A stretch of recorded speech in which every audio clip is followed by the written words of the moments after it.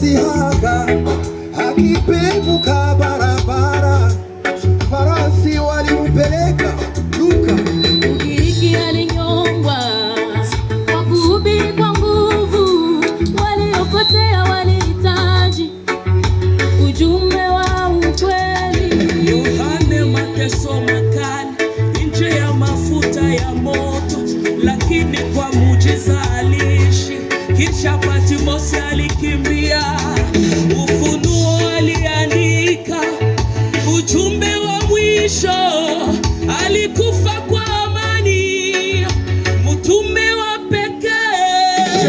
Wewe umeanza zoezi ya kutetea imani yako, utakaposhikwa na kupelekwa mbele ya mahakama ya dunia, utaitetea imani yako wala utaisaliti.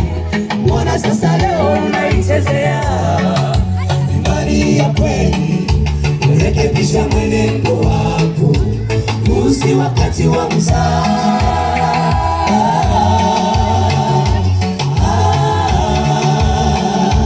Tena wewe umeanza zoezi ya kutetea imani yako, utakaposhika na kupelekwa mbele ya mahakama ya dunia, utaitetea imani yako wala utaisaliti.